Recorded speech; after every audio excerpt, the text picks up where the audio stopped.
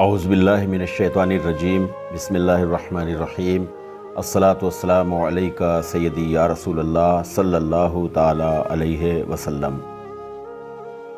तसव्वुफ़ और रूहानियत दरअसल शरीयत इस्लामिया का बातिनी पहलू है। दूसरे अल्फाज में कहा जा सकता है कि तसव्वुफ़ और रूहानियत फ़िक़हुल बातिन यानी बातिन की फ़िक़ह है।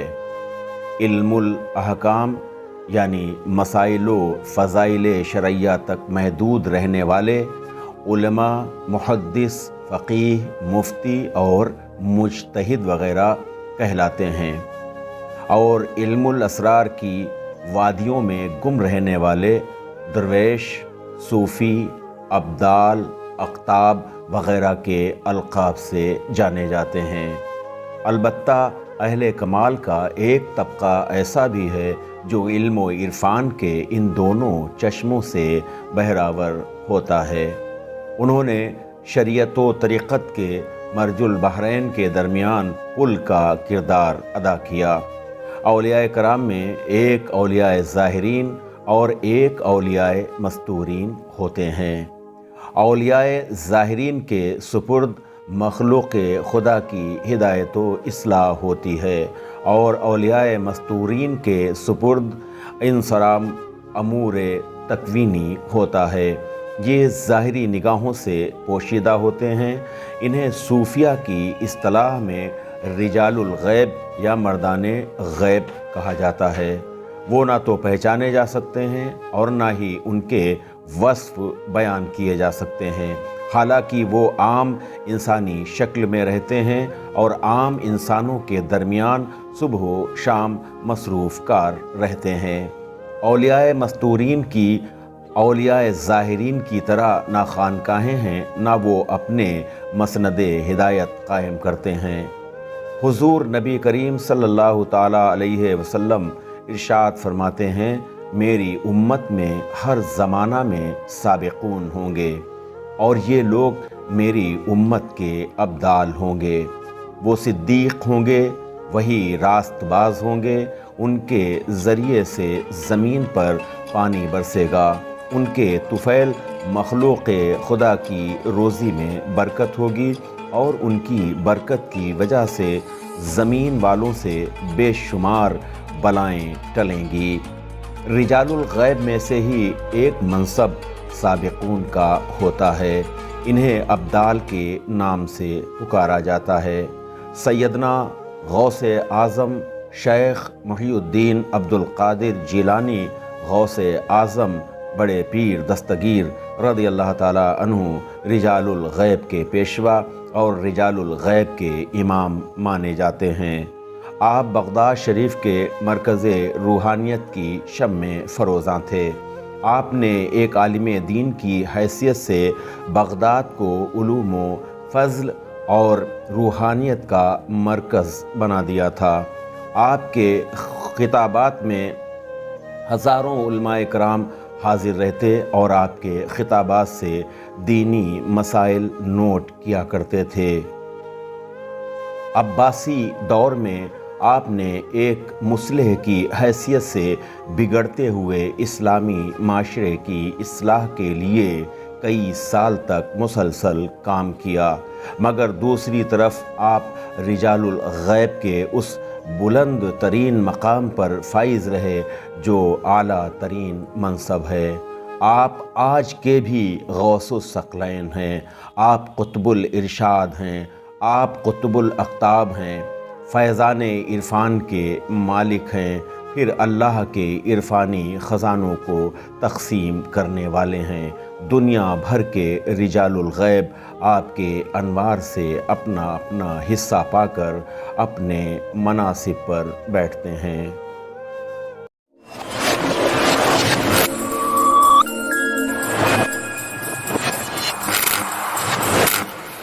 आप देख रहे हैं खीरी.com। नाज़रीन अस्सलामु अलैकुम वरहमतुल्लाहि वबरकातुहू। रिजालुल गैब में कुतुब की ज़िम्मेदारी होती है कि वो अपने इलाक़े, ख़ित्ते, शहर या कस्बे के हालात पर नज़र रखे اور وہاں اللہ کی رضا کے مطابق خفیہ طور پر مخلوق خدا کی نگرانی اور آسانی کے فرائض سر انجام دے۔ آج کے اس ویڈیو میں ہم آپ کو ایک ایسے ہی رجال الغیب میں سے ایک ایسی شخصیت کے حوالے سے بتانے جا رہے ہیں جن کا واقعہ انتہائی دلچسپ بھی ہے، مشہور بھی ہے۔ حضرت شاہ عبدالعزیز محدث دہلوی رحمۃ اللہ تعالیٰ علیہ بڑے بلند پایہ عالم دین تھے۔ وہ مفسر قرآن تھے اور معلم علوم احادیث تھے۔ آپ کے مکتب سے ہزاروں مستند علماء دین علمی خزانے لے کر بر صغیر کے مختلف علاقوں میں خدمت دین کرتے رہے ہیں۔ آپ کے زمانے میں بر صغیر پاک و ہند میں سیاسی، ابتری اور معاشرتی ناہمواریوں کا بڑا زور تھا۔ مغل اقتدار روبہ زوال تھا۔ دارالسلطنت دہلی میں معاشرتی برائیاں عروج پر تھیں۔ اخلاقی گراوٹ کا یہ عالم تھا کہ ہر شخص جو چاہتا کرتا، نہ اسے گناہ کا ڈر نہ اللہ کا خوف۔ مختلف مذاہب کے دہشت گردوں نے مسلمانوں کا جینا حرام کر دیا تھا۔ مسلمانوں کی قوت حاکمہ ٹوٹ پھوٹ کا شکار تھی۔ حکومت کی باغ ڈور بدقماش عورتوں اور اخلاق بافتہ خوش آمدیوں کے ہاتھوں میں تھی۔ دارالسلطنت دہلی پر ایک طرف سے حملے ہو رہے تھے اور اپنی مرضی سے دارالسلطنت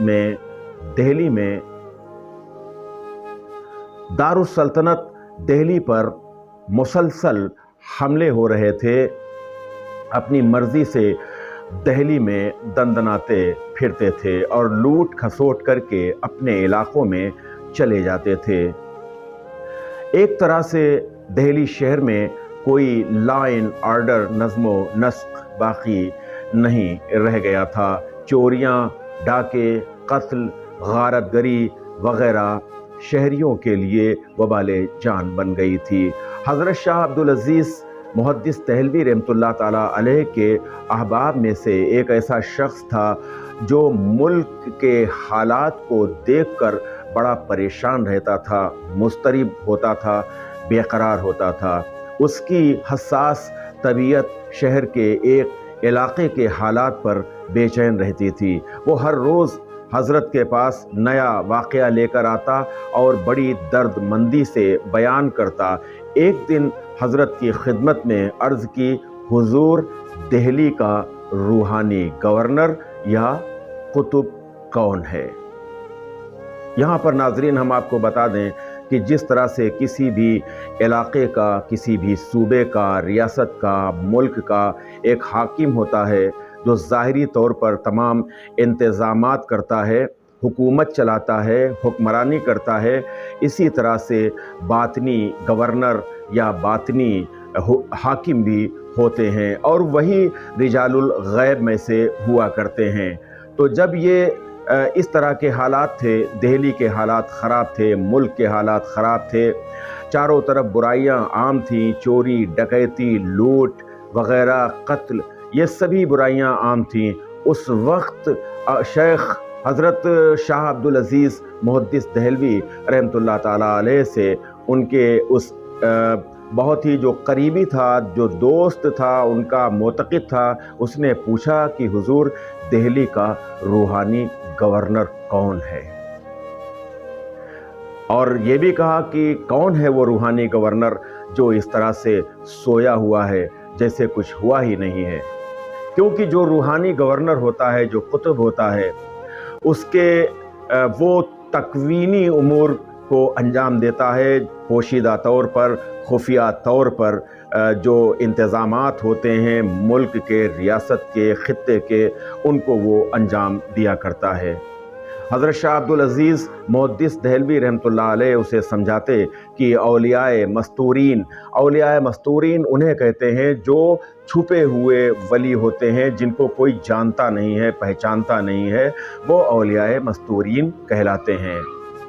حضرت شاہ عبدالعزیز محدث دہلوی رحمۃ اللہ تعالیٰ علیہ اسے سمجھاتے کہ اولیاء مستورین اپنے فرائض سے غافل نہیں رہتے ہیں، جو ان کے فرض ہیں وہ ان فرضوں کو، اپنے فرائض کو انجام دیتے ہیں، ان سے وہ غافل نہیں رہتے ہیں، مگر وہ مشیت عزدی کے ماتحت اقدام کرتے ہیں۔ جو اللہ رب العزت کی مشیت ہوتی ہے، جو اس کا حکم ہوتا ہے، اسی کے مطابق وہ اقدامات کرتے ہیں، اسی کے مطابق وہ کام کرتے ہیں۔ وہ بےتاب ہو کر کہتا، مجھے بتائیں ان دنوں دہلی کا قطب یا روحانی گورنر کون ہے، میں اس سے مل کر صورتحال سے آگاہ کروں کہ اتنے خراب حالات ہیں۔ آپ نے فرمایا ان حضرات کے معاملات میں دخل نہیں دینا چاہیے، پھر بھی تمہیں دہلی کے روحانی گورنر تک پہنچانے میں میں تمہاری مدد کرتا ہوں۔ تم صرف زیارت کرو گے، ایک شرط رکھ دی کہ تم صرف ان کی زیارت کرو گے، خاموش رہو گے اور کسی قسم کے دخل در معقولات کے مرتکب نہیں ہوگے، یعنی کوئی دخل اندازی نہیں کرو گے۔ آپ نے بتایا کہ دہلی سے باہر سبحان پور کو ایک سڑک جاتی ہے، 10 میل کے فاصلے پر ایک چھوٹا سا قصبہ ہے، وہاں تجارتی قافلے رکتے ہیں اور لوگ خرید و فروخت بھی کرتے ہیں۔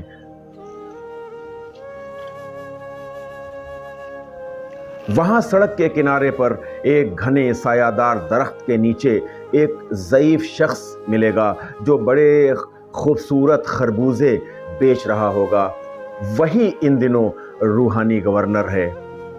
یہ سنا وہ شخص دہلی سے نکلا، دوسرے دن دہلی کے روحانی گورنر خربوزے بیچنے والے کے پاس جا پہنچا، کھڑا ہو گیا، ایک خربوزے کی قیمت پوچھی، اس شخص نے کہا صرف 1 اکنی، یعنی 1 اکنی کا ایک خربوزہ۔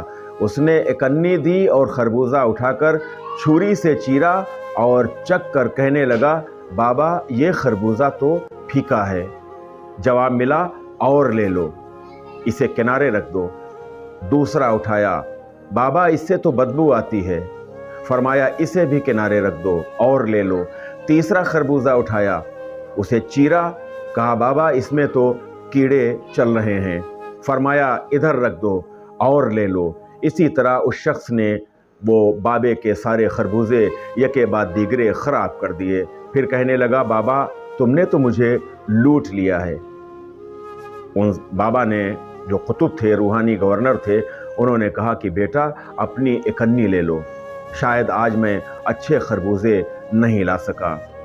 وہ شخص اکنی جیب میں ڈالے، سارے خربوزے برباد کر کے رات کو شاہ عبدالعزیز محدث دہلوی رحمۃ اللہ تعالیٰ علیہ کے پاس آ گیا اور آ کر کہنے لگا کہ جب دہلی کا قطب روحانی گورنر ایسا ہے تو پھر یہ افراتفری کیوں نہ ہو۔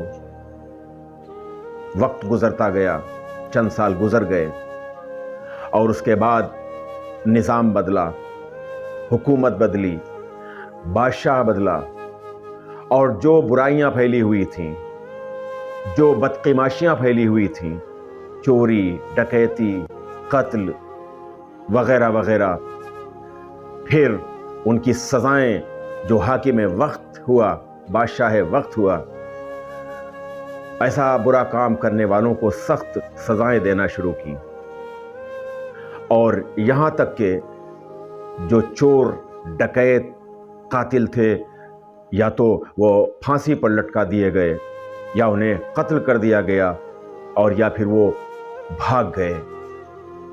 حالات نارمل ہو گئے، معمول پر آ گئے، اور شہریوں نے، لوگوں نے سکون کا سانس لیا، ہر شخص اپنے اپنے کام میں مصروف ہو گیا۔ جب حالات نارمل ہوئے، دہلی اور مضافات میں امن و امان قائم ہو گیا، پھر وہی شخص جو شاہ عبدالعزیز محدث دہلوی رحمۃ اللہ تعالیٰ علیہ کا بہت ہی کہہ لیجئے منہ لگا تھا، قریبی تھا، پھر وہی شخص حضرت شاہ عبدالعزیز رحمۃ اللہ علیہ کے پاس گیا اور کہا کہ حضرت اب تو دہلی شہر میں امن ہے، شانتی ہے، لوگ سکھ سے رہ رہے ہیں، اب بتائیے کہ ان دنوں دہلی کا قطب کون ہے؟ कौन है रूहानी गवर्नर?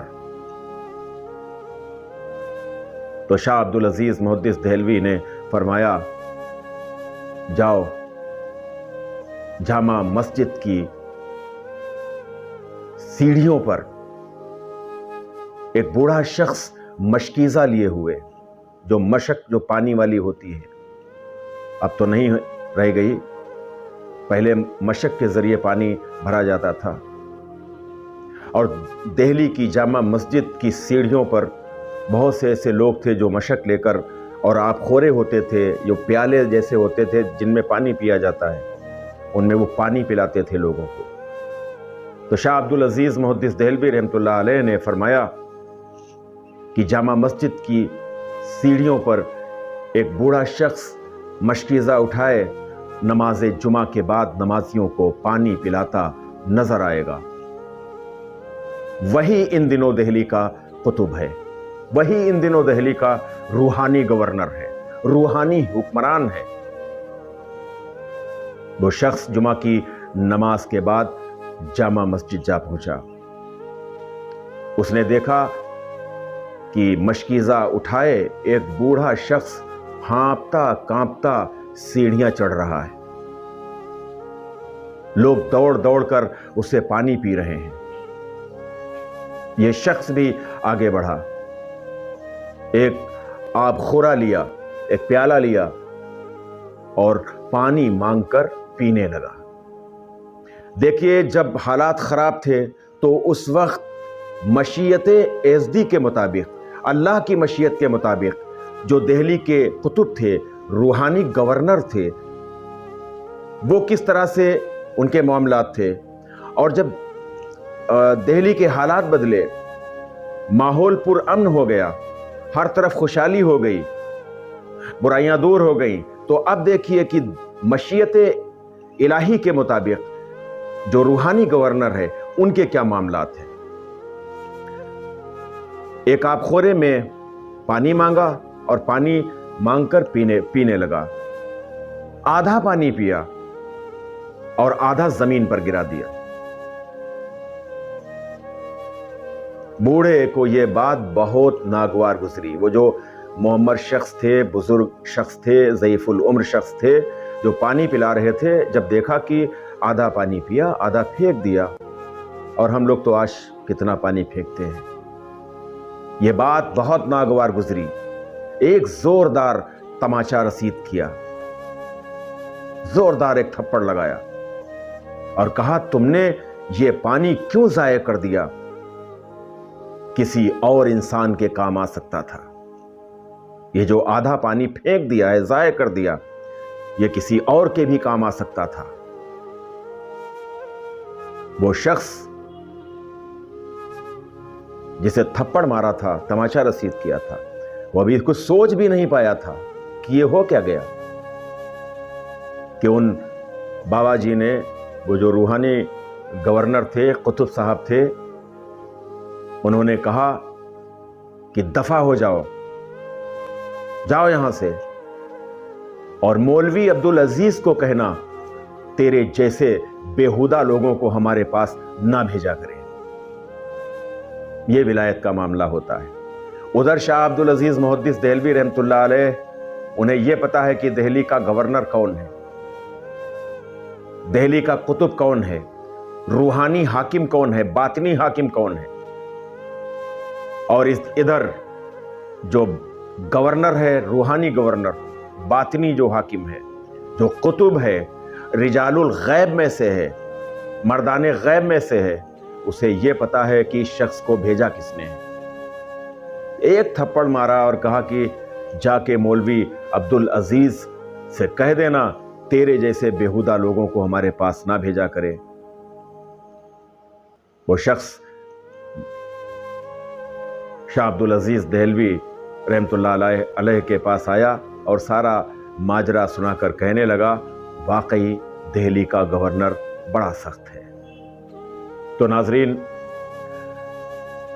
ये मुल्की हालात होते हैं, और जब मुल्की हालात इंतहाई ख़राब हों, अबतर हों, नज़्मो नस्क انتہائی ابتر ہو، لا اینڈ آرڈر ختم ہو گیا ہو، ایک طرح سے کہہ لیجئے جنگل راج ہو، لا قانونیت ہو، تو سمجھ لیجئے کہ جو روحانی حاکم ہوگا، جو روحانی گورنر ہوگا، جو قطب ہوگا، وہ مشیت ایزدی کے مطابق پھر اسی طرح سے کام کرے گا۔ بظاہر جو لگے گا کہ سستی سے کام کر رہا ہے، اور جب حالات خوشگوار ہوتے ہیں، امن و امان ہو، چین اور سکھ ہو، عوام خوشحال ہو، تو اس وقت کا جو گورنر، روحانی گورنر ہوتا ہے، جو قطب ہوتا ہے، جو روحانی حاکم ہوتا ہے، باطنی حاکم ہوتا ہے، بہت سخت ہوتا ہے۔ اب کمنٹ میں یہ بتائیے گا کہ آج کل کا جو روحانی گورنر ہے، جو باطنی حاکم ہے، وہ کیسا ہے؟ کمنٹ میں ضرور بتائیے گا۔ آپ کو اگر یہ ویڈیو پسند آئے تو آپ اسے شیئر کریں، لائک کریں، اور دعاؤں میں یاد رکھیں۔ السلام علیکم ورحمۃ اللہ وبرکاتہ۔